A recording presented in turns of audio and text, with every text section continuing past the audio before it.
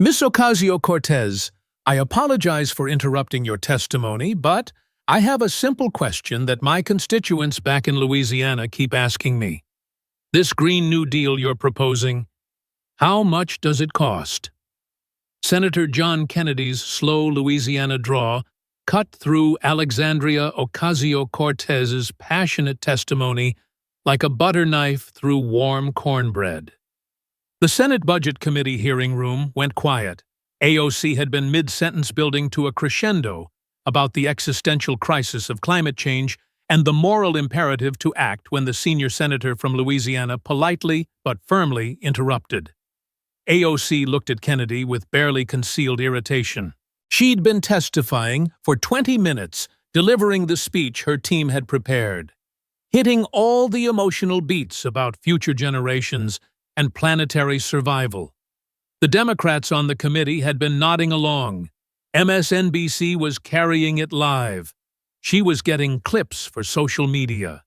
And now this Southern senator, who talked like a country lawyer, was asking about money.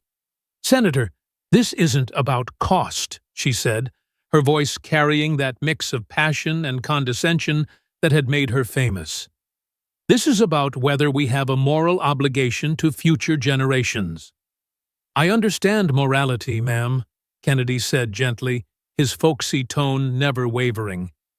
"I'm a Christian. I go to church. I read my Bible. I try to be a good person, but I'm also on the Senate Budget Committee, which means I have to think about money. So, I'll ask again, how much does your Green New Deal cost?" AOC shifted in her seat at the witness table. This wasn't going as planned. "Senator, estimates vary depending on implementation. I'm not asking for estimates from other people. I'm asking you. You wrote this proposal. You introduced it. You're here advocating for it. Surely you have some idea what it costs." The cameras captured AOC's face, cycling through emotions. Annoyance, confusion about why he was fixating on this calculation about how to pivot. "That's not how legislation works, Senator. We outline goals. And so, you're asking the United States government to spend money, taxpayer money, but you don't know how much." Kennedy's tone remained polite, almost apologetic. "Is that what you're telling this committee?" AOC realized she'd been maneuvered into a corner. If she admitted she didn't know the cost, she looked unprepared. If she gave the real number, it would sound insane. She tried a different approach. "The cost of inaction is far greater than ma'am, with respect. That's not an answer." Kennedy pulled out a document. The American Action Forum did a study. They estimated your Green New Deal would cost $93 trillion over 10 years. That's $9.3 trillion per year. Our entire federal budget is about $6 trillion. Does that number sound about right to you? AOC's jaw tightened. Those are conservative estimates designed to make the plan sound unrealistic. So, you do have a number. What is it? I'm not going to engage with bad faith Republican talking points. Kennedy looked genuinely hurt. "Ma'am, I promise you I'm not asking in bad faith. I'm asking because I represent the people of Louisiana. They work hard, they pay taxes. Some of them work on oil rigs, some farm, some run small businesses. And they want to know how much of their hard-earned money you want to spend on this plan. That seems like a reasonable question." The silence stretched.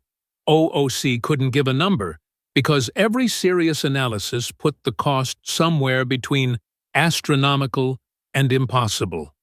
But she also couldn't refuse to answer without looking evasive. Kennedy waited patiently, his expression one of genuine curiosity, like he was just a simple country lawyer trying to understand a complicated issue. But everyone in that room who knew John Kennedy's background, Yale Law School, Oxford University, former Louisiana State Treasurer, knew exactly what he was doing. He was destroying her with the one question she couldn't answer. "Let me help you out," Kennedy said kindly. $93 trillion. That's more than 4 times our entire GDP. That's more money than exists in America. So my question is simple. How do we pay for it? AOC looked at the Democratic senators on the committee for help, but they were suddenly very interested in their notes. They knew what was coming. Kennedy had just set a trap that was about to snap shut on the most famous progressive in America. And it was all happening live on C-SPAN. 8 hours earlier, Alexandria Ocasio-Cortez had been in her Capitol Hill office reviewing her testimony with her chief of staff. She felt good, confident. This was her moment to shine on a national stage, to defend the Green New Deal before the Senate, to show America that progressive policies had serious support. "This is perfect," her chief of staff said, reviewing the prepared remarks. "Passionate, personal, policy-focused.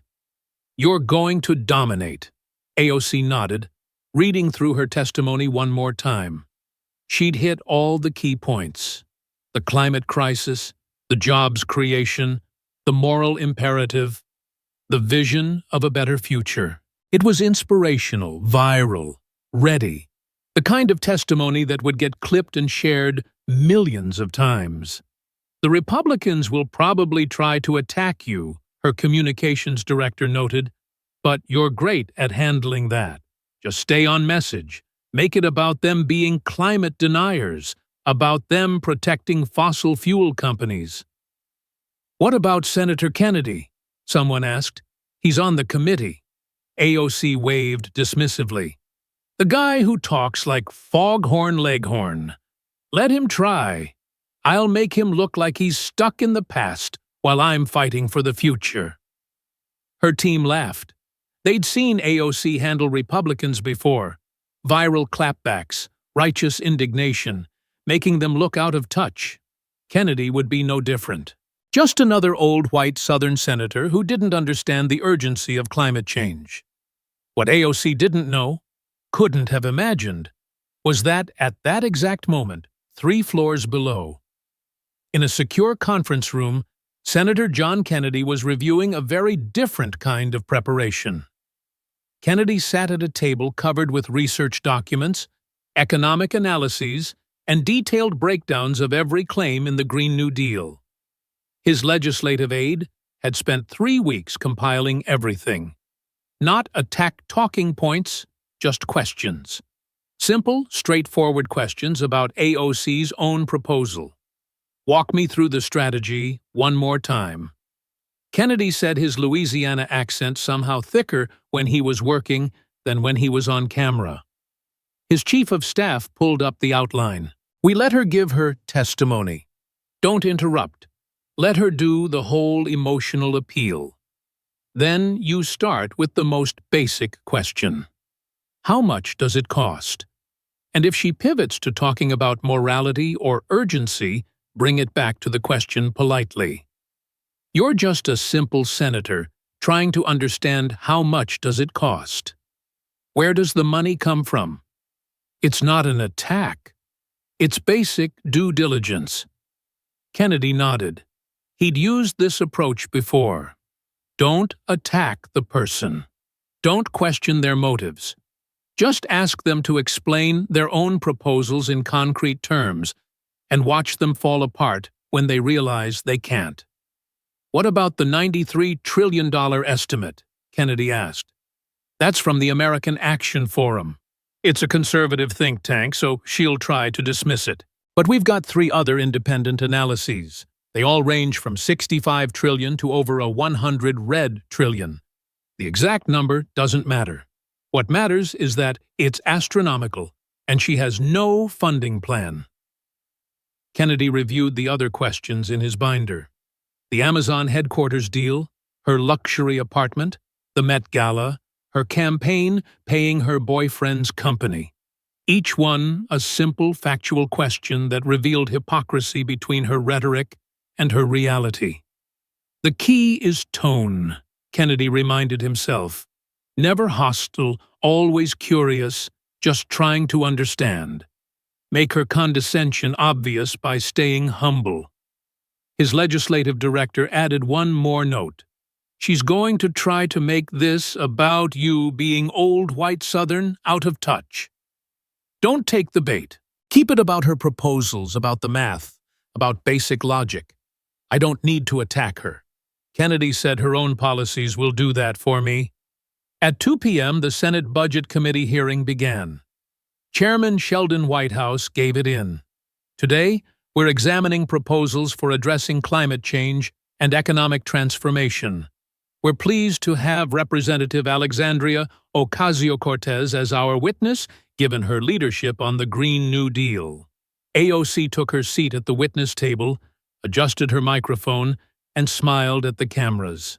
She looked the part, professional, passionate, ready to make history.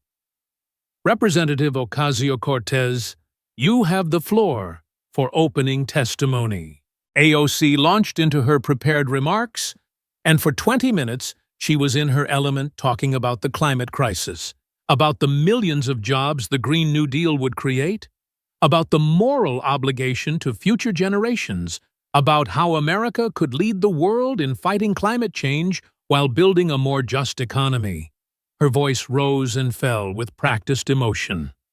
She cited statistics about extreme weather, talked about communities suffering from pollution, painted a vision of a green, prosperous future where everyone had good jobs and clean air and affordable housing.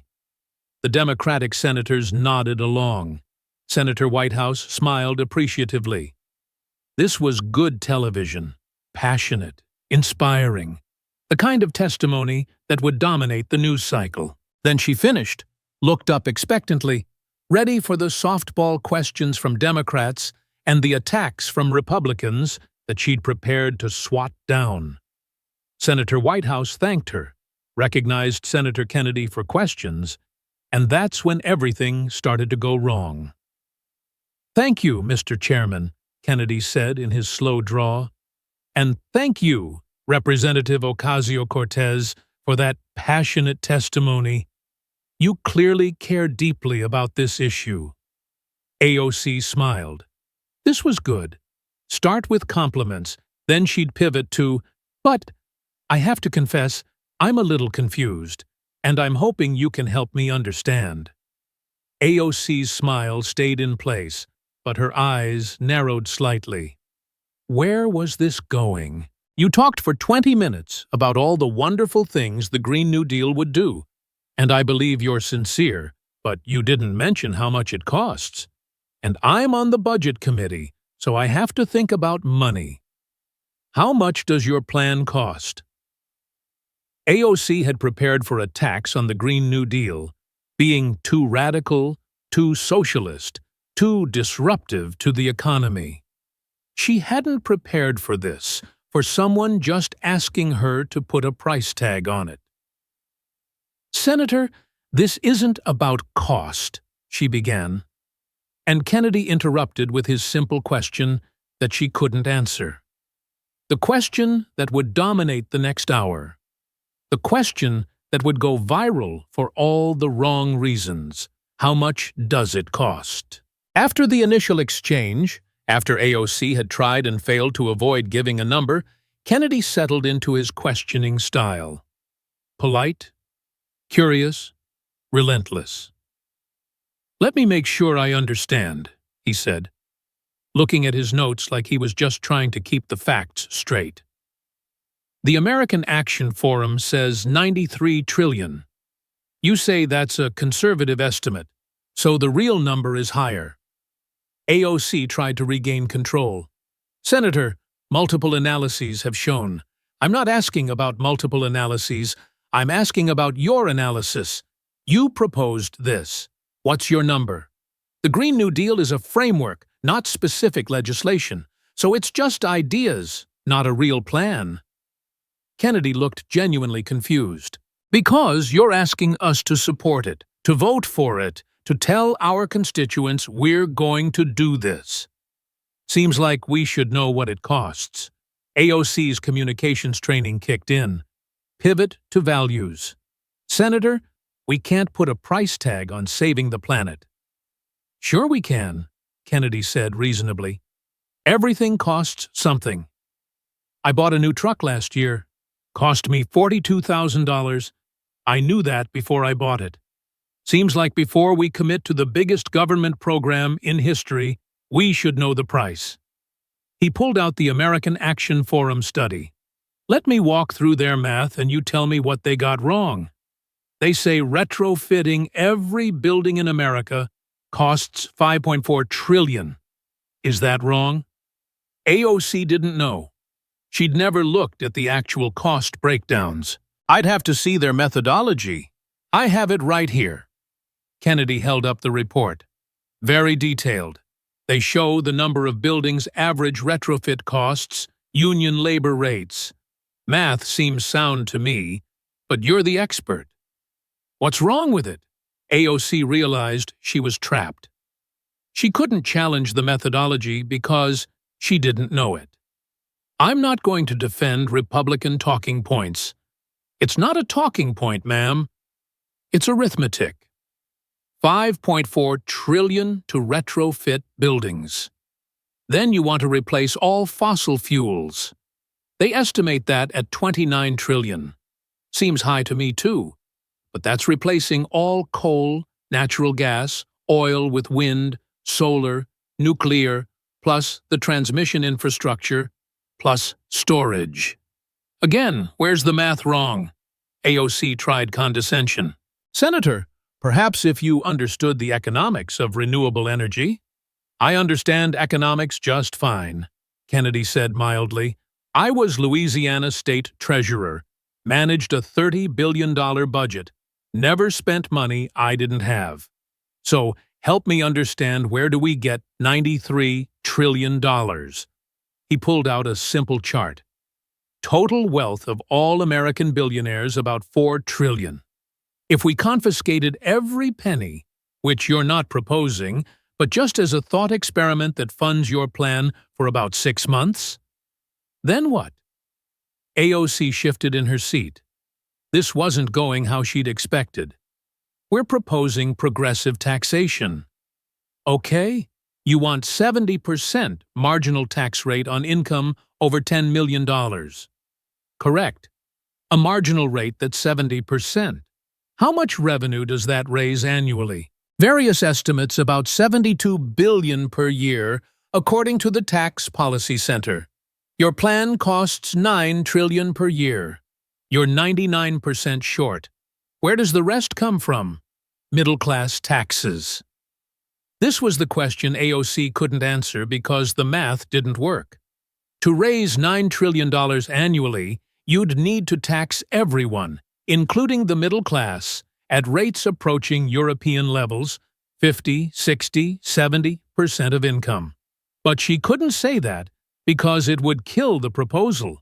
We can fund this the same way we funded tax cuts for billionaires. Kennedy looked confused. Ma'am, tax cuts don't cost money. That's letting people keep their own money. You can disagree with that policy, but it's different from spending. You want to spend $93 trillion in new money. Where does it come from? AOC tried another pivot. Modern monetary theory suggests that sovereign currency issuers, oh Lord, we're doing MMT now. Kennedy looked pained. Ma'am, I may sound like a simple country lawyer, but I went to Yale Law School in Oxford University. I understand monetary policy. You cannot print $90 trillion without catastrophic inflation. Zimbabwe tried that. Venezuela tried that. Weimar Germany tried that. It doesn't work. He leaned forward slightly. Let me ask you directly. Do you believe we can print $90 trillion without destroying the dollar? AOC knew the answer was no. Any economist would say no, but admitting it meant admitting her plan was unworkable. The Federal Reserve. The Federal Reserve says MMT is nonsense. Jerome Powell said it explicitly. So does every mainstream economist. You have a degree in economics from Boston University. You learned this. Why are you pretending it works? The room was silent. AOC had no answer. Kennedy had systematically dismantled the financial foundation of her signature proposal with simple questions and basic math. Senator Whitehouse tried to help. "Senator Kennedy, I think we're getting into the weeds. Mr. Chairman, this is the Budget Committee. The weeds are our job. If Representative Ocasio-Cortez is proposing a $93 trillion program, we need to know how it's funded. That's not partisan. That's basic fiscal responsibility." He turned back to AOC. "Let me try one more approach. If we can't tax our way to $93 trillion and we can't print it, where does it come from?" Borrowing AOC grasped at this. "Government investment in infrastructure has historically, ma'am, our national debt is $34 trillion. You want to add $93 trillion more. That's $127 trillion in total debt. Our GDP is $23 trillion. That's a debt-to-GDP ratio of over 500%. Greece collapsed at 180%. How do we survive that?" No answer. Because there was no answer. The plan was economically impossible, and everyone in the room knew it. Kennedy sat back. "I'm not trying to be difficult. I genuinely want to understand how this works. But every time I ask about money, you talk about morality. Those are both important things. But you can't have good morals if you bankrupt the country. That doesn't help anyone." Kennedy shifted topics, gave AOC a chance to recover. But his next question was just as devastating. "Let's talk about jobs. Since you mentioned the Green New Deal would create millions of jobs, you opposed Amazon building their headquarters in New York, correct?" AOC straightened. This was familiar territory. She'd defended this decision many times. "I opposed giving $3 billion in corporate welfare to one of the richest companies in the world." "Let me make sure I understand the facts," Kennedy said, pulling out news reports. "Amazon was going to build a headquarters in Long Island City, 25,000 jobs, average salary of $150,000. They would pay about $27 billion in taxes over 25 years. New York offered $3 billion in tax incentives. Net tax revenue, $24 billion. Is that correct? Those numbers don't account for. Is it correct? $27 billion in taxes minus $3 billion in incentives equals $24 billion net revenue technically. And 25,000 jobs at an average of 150,000 equals $3.7 billion in annual wages for New York workers. Do I have that right?" AOC could see where this was going. "Senator, those jobs would have displaced existing communities. So, you opposed 25,000 immensely paying jobs, $24 billion in tax revenue, and billions in local economic activity. And you call yourself a jobs advocate. Those weren't real jobs.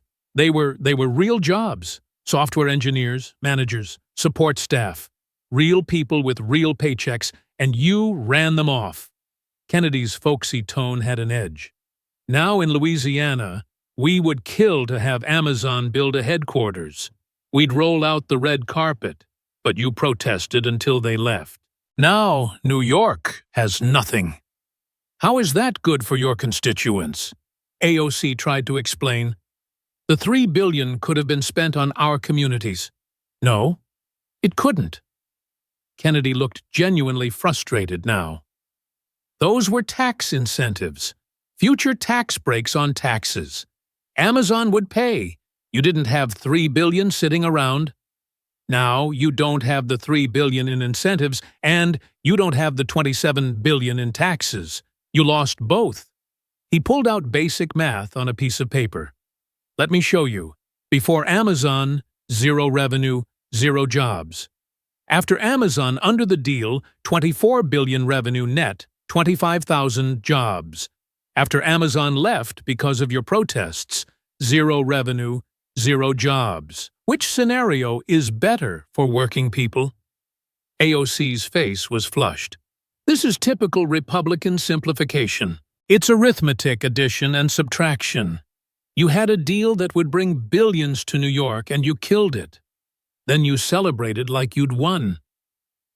Kennedy looked at her with something close to pity. Do you understand how jobs work? How tax revenue works?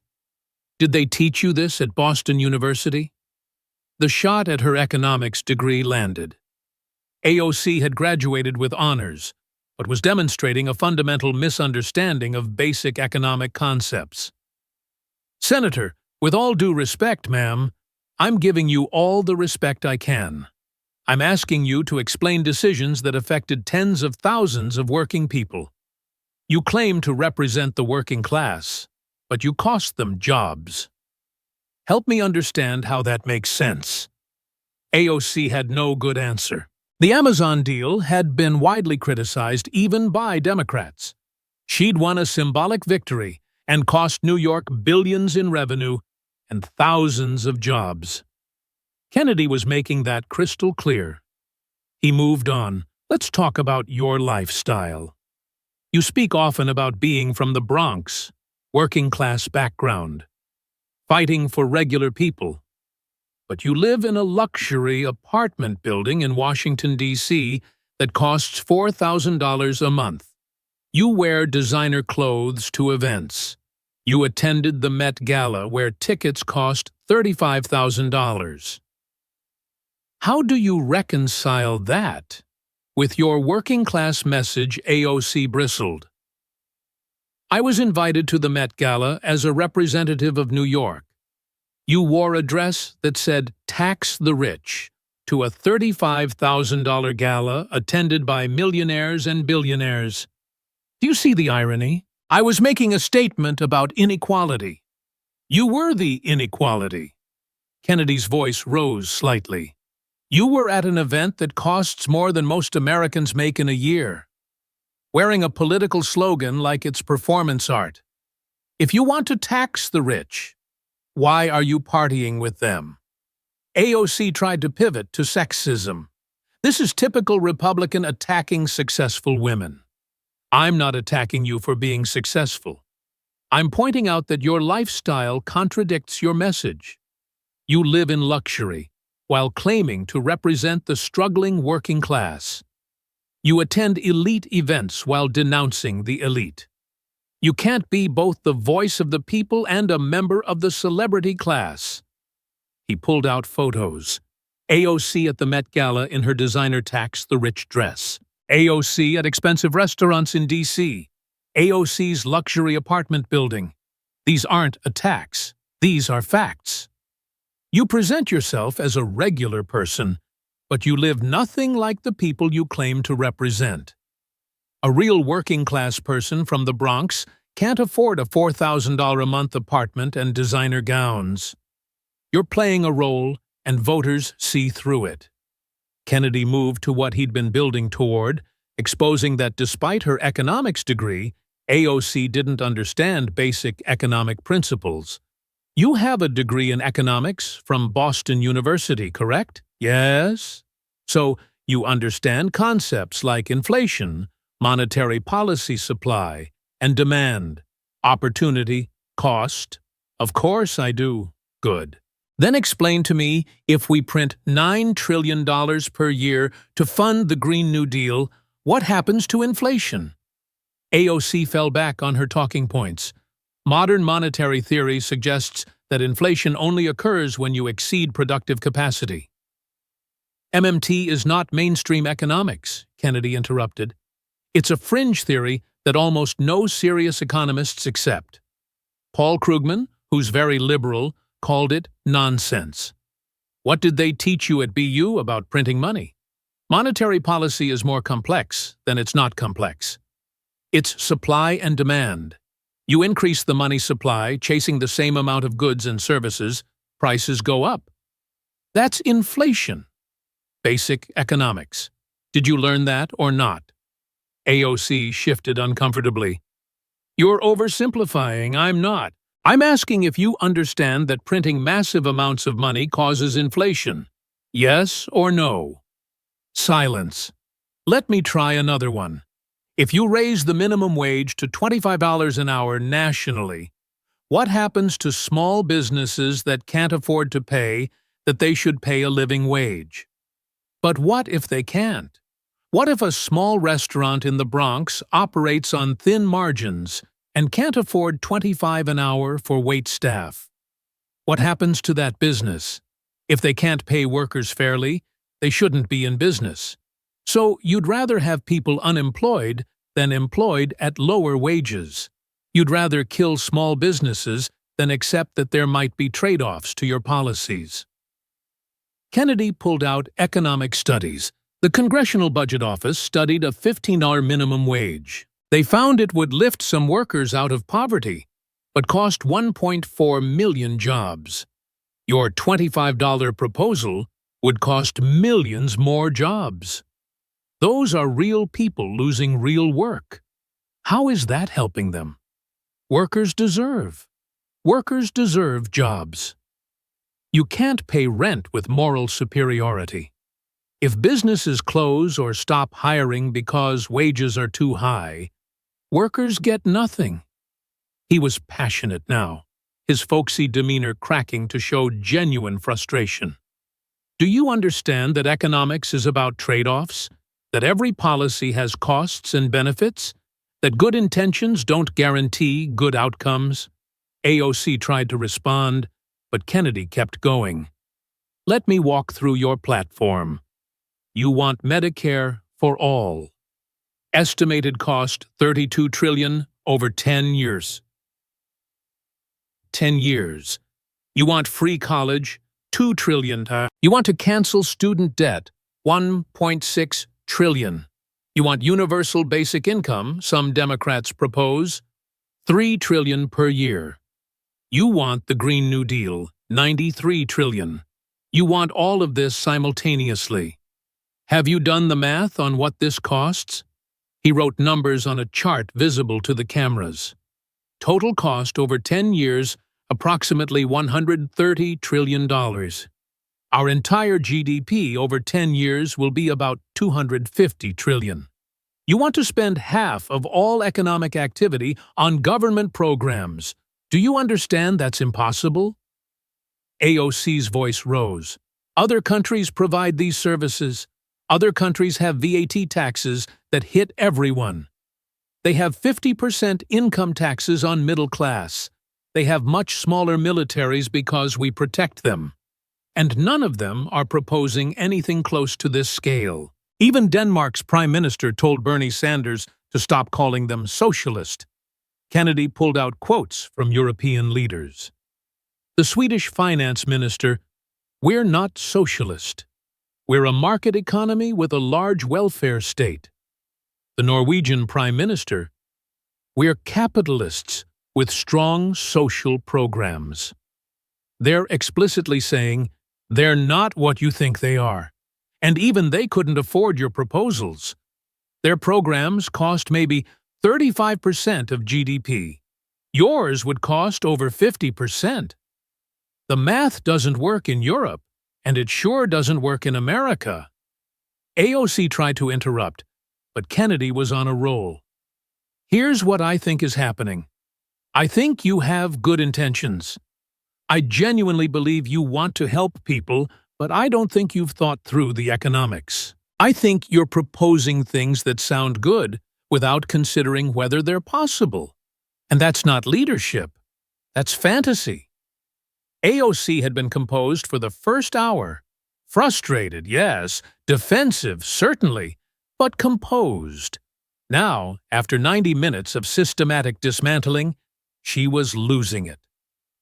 Senator Kennedy, with all due respect, you're playing games with numbers while the planet is literally burning. We have 12 years to— Where did 12 years come from? Kennedy interrupted. AOC blinked. What? 12 years? You've said it multiple times. We have 12 years to save the planet. Where did that number come from? The IPCC report said we need to have emissions by 2030 to limit warming to 1.5 degrees C. That's not the same as 12 years until doomsday. You're exaggerating to create panic. Scientists agree that climate change is an existential threat. Scientists agree climate change is real, and humans contribute to it. They don't agree we have 12 years until apocalypse. And they certainly don't agree that your $93 trillion plan is the only solution. You're using fear to push policy you can't defend economically. AOC's voice cracked slightly. This is exactly why people hate Washington. Republicans care more about money than saving lives. I care about both. Kennedy's voice rose to match hers. I care about the environment. I want clean air and water for my grandchildren, but I also care about not bankrupting America. Those things aren't contradictory. He stood up, something senators rarely did during hearings. You keep acting like anyone who questions your plan doesn't care about climate. That's not true. We just think there might be better ways to address it that don't cost more than 4 times our GDP. Like what? AOC challenged. What's your plan? Nuclear power, Kennedy said immediately. France gets 70% of electricity from nuclear.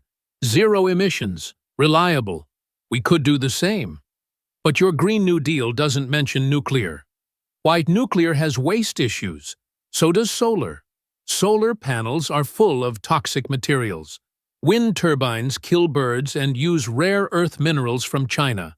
Everything has trade-offs, but nuclear is the only proven technology that provides reliable zero-emission base load power. Why isn't it in your plan? AOC didn't have a good answer. The Green New Deal is technology neutral. It's not. It specifically focuses on renewables. You're excluding the one technology that could actually solve the problem because your progressive base doesn't like it. That's not science. That's politics. The hearing room was tense. Now, this had gone from policy discussion to confrontation. Senator Whitehouse tried to intervene. I think we're getting heated. Perhaps we should. I'm not heated, Kennedy said, sitting back down but maintaining intensity. I'm frustrated because we have a witness who's proposed the most expensive government program in history. Can't tell us what it costs, can't explain how to pay for it, and gets offended when we ask basic questions. That's not how this is supposed to work. He looked directly at AOC. Let me ask you one final question, Representative Ocasio-Cortez, and I want an honest answer. Do you actually believe the Green New Deal as written is feasible? Or is it just a messaging document? The room went silent. This was the question that mattered. AOC knew the truth. The Green New Deal had never been meant as real legislation. It was a resolution, a statement of values, a way to move the Overton window. But she couldn't say that without admitting it was performative. I believe we need bold, transformative action. That's not what I asked. Do you believe we can actually retrofit every building in America, replace all fossil fuels, guarantee jobs for everyone who wants them, and provide free health care and education? Do you genuinely believe that's possible? Long pause. AOC was trapped. If she said yes, she looked delusional. If she said no, she admitted her signature proposal was fantasy. I believe we have to try. That's not good enough. Kennedy's voice was sharp. Now, you're asking us to spend $93 trillion on something you're not even sure will work. You can't explain how to pay for it. You can't defend the economics. And when questioned, you fall back on, we have to try. He gathered his papers. Ma'am, I don't doubt your passion. I don't question your sincerity, but passion isn't policy. Good intentions aren't a plan. And we can't spend $93 trillion on, we have to try. The people who elected you might accept that. But the Senate Budget Committee deals with arithmetic. And your arithmetic doesn't work. Your economics doesn't work. Your plan doesn't work. Maybe someday you'll come back with a real proposal, with real costs, with real funding mechanisms, with real consideration of trade-offs. But until then, this Green New Deal is just a very expensive wish list. and we can't base national policy on wishes. Kennedy yielded his time. The hearing wrapped up shortly after. AOC gave brief answers to a few more questions from Democrats trying to help her recover, but the damage was done. The clips were already going viral. Kennedy asking, "How much does it cost?"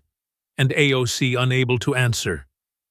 Kennedy explaining basic economics, while AOC floundered. Kennedy dismantling the Green New Deal with simple arithmetic. As the hearing adjourned, AOC walked out past reporters shouting questions. "Representative, can you respond to Senator Kennedy's cost estimates? Do you have a funding plan for the Green New Deal? Can you explain the economic basis for your proposals?" She didn't stop, couldn't stop, had no answers that would help. In her office, an hour later, her staff tried to spin it. "We'll focus on his disrespect, on him mansplaining, on him being a climate denier." But they all knew the truth. Kennedy hadn't been disrespectful, had explained things clearly and patiently, and had never denied climate change. He'd just questioned her solution. He'd destroyed her with questions. Simple, reasonable questions about her own proposal that she couldn't answer. Within 2 hours, Kennedy Destroys AOC was trending #1 on Twitter. The clip of him asking, "How much does it cost?" had 5 million views. By morning, it would have 50 million. Not from right-wing accounts spinning it, from everyone. People across the political spectrum watching AOC unable to answer basic questions about her signature policy. Liberal journalists tried to defend her. Kennedy was being unfair, asking for specifics on a framework document, but it didn't work because he'd asked fair questions. How much does it cost? How do we pay for it? Why did you kill the Amazon deal? How do you reconcile your luxury lifestyle with your working-class brand? All reasonable questions. All questions she couldn't answer. The New York Times. Ocasio-Cortez struggles to defend Green New Deal economics in Senate hearing. Washington Post. Kennedy presses Ocasio-Cortez on cost of climate proposals. Even Vox generally friendly to progressives. AOC couldn't answer basic questions about the Green New Deal. That's a problem. By the next day, the political damage was severe.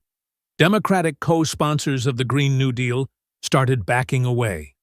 "I support ambitious climate action, but we need realistic cost estimates. The principles are important, but implementation requires careful analysis." Translation: Kennedy made it toxic to support this without serious economic analysis. Republican campaigns immediately cut ads using the clips. Alexandria Ocasio-Cortez wants to spend $93 trillion. She can't explain how to pay for it. Is this the future Democrats want? AOC tried to fight back, went on friendly media to defend herself, but every interviewer asked Kennedy's questions. How much does the Green New Deal cost? Do you have a funding plan?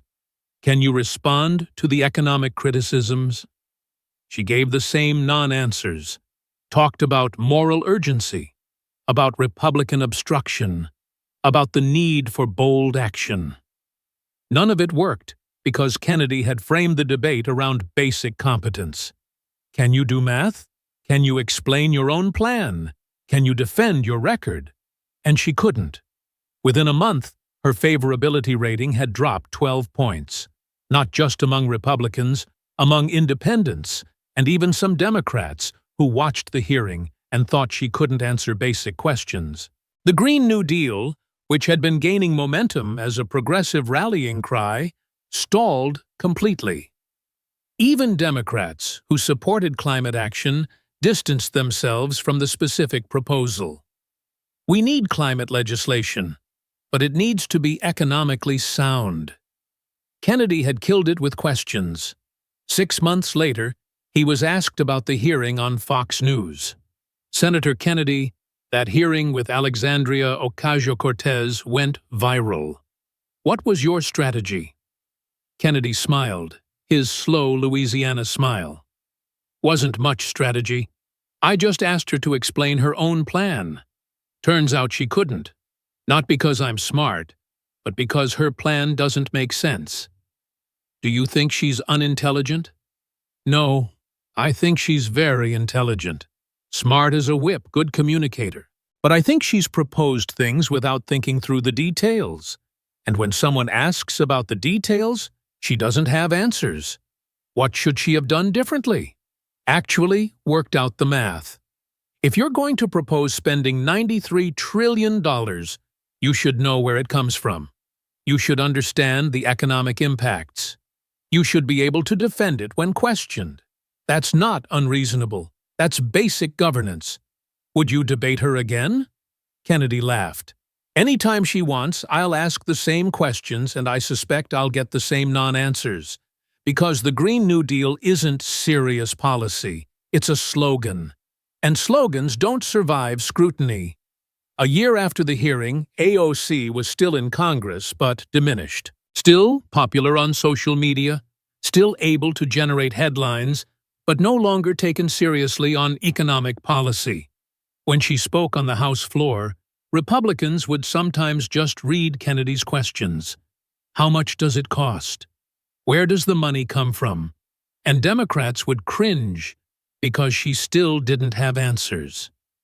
The Green New Deal became a punchline, $93 trillion fantasy. Even Democrats running for office would distance themselves from it. I support climate action, but not the Green New Deal specifically. AOC had become a cautionary tale about proposing things you can't defend, about confusing social media popularity with actual competence, about the difference between performance and governance. And John Kennedy, the folksy country lawyer from Louisiana, had done it all with questions. Simple questions, reasonable questions, questions that any competent policymaker should be able to answer. How much does it cost?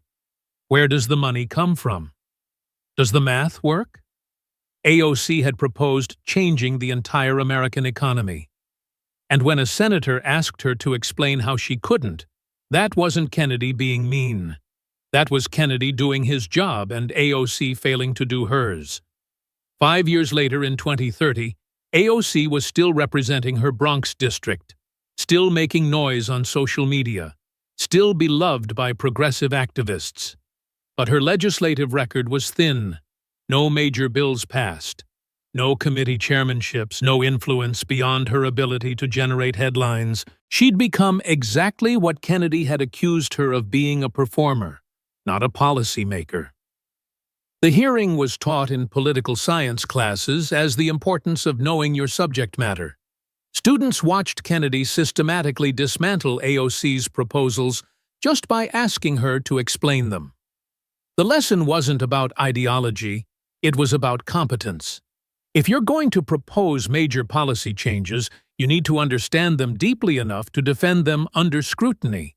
AOC had failed that test, live on C-SPAN in front of millions, and her political career never recovered from 90 minutes of simple questions she couldn't answer.